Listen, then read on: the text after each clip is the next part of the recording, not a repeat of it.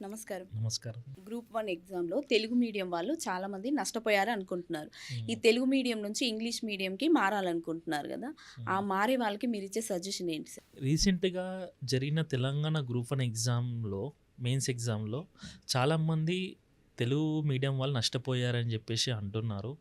So, దానికి సంబంధించిన కారణాలు ఎలా ఉన్నా గానీ, సో, రీసెంట్‌గా చాలామంది స్టూడెంట్స్ ఏమనుకుంటున్నారంటే, తెలుగు మీడియం నుంచి ఇంగ్లీష్ మీడియంకి షిఫ్ట్ అవ్వాలనుకుంటున్నారు.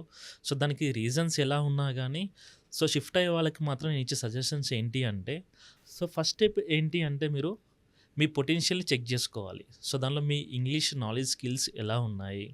ఓకే. మీ కమ్యూనికేషన్ స్కిల్స్ ఎలా ఉన్నాయి? రైటింగ్ స్కిల్స్ ఎలా ఉన్నాయి? ఓకే. మీ ఇంగ్లీష్ వొకాబులరీ ఎలా ఉంది? సో, ఫస్ట్ దాన్ని మీరు చెక్ చేసుకోవాలి. చెక్ చేసుకున్న తర్వాత సో, నెక్స్ట్ సోర్సెస్‌కెళ్ళాలి. ఓకే. సోర్సెస్‌లో మళ్ళీ మీరు 2 బుక్స్‌ని ఫాలో అవ్వాలి ఖచ్చితంగా.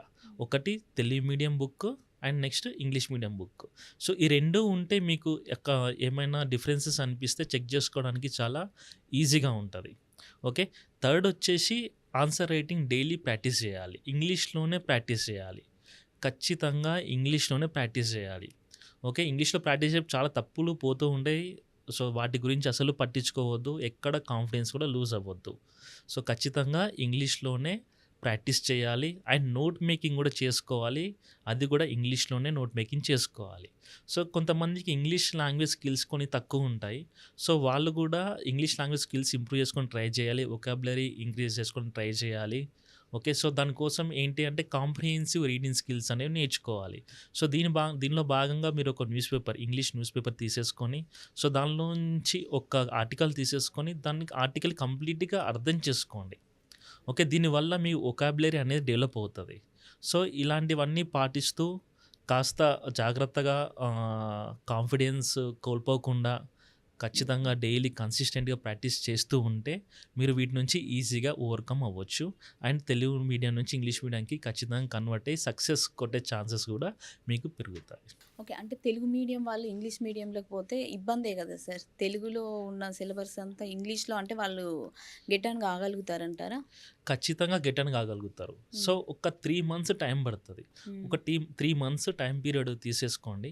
ఆ హ్మ్. 3 మంత్స్‌లో మీరు మెయిన్‌గా ఫోకస్ అనేది English language skills plus English reading. So, మీకు ఏదైనా సోర్సెస్ ఉన్నా గానీ, హ్మ్. ఎకానమీ గానీ, హిస్టరీ గానీ ఏదైనా సరే, సో, 2 సోర్సెస్ తీసుకోండి.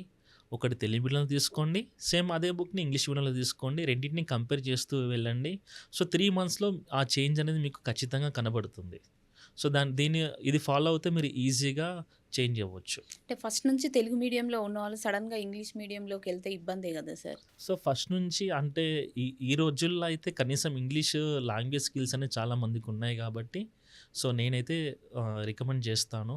సో, అవ్వలేము అన్నవాళ్ళు సో, ఒక 1, 2 మంత్స్ ట్రై జేసి వాళ్ళు స్కిప్ అవ్వచ్చు. నో అంటే ఇప్పుడు ఇష్యూ. ఇంగ్లీష్ మీడియంలో ఉన్నవాళ్ళు మీరు చెప్పారు ఇందాక 4 అవర్స్, 5 అవర్స్ ప్రిపేర్ అవ్వాలని. అవును. తెలుగు మీడియం వాళ్ళైతే ఎట్లా ప్రిపేర్ అవ్వాలంటారు? తెలుగు మీడియం వాళ్ళు ఖచ్చితంగా ఎక్స్‌ట్రా ఎఫర్ట్స్ పెట్టాల్సిందే.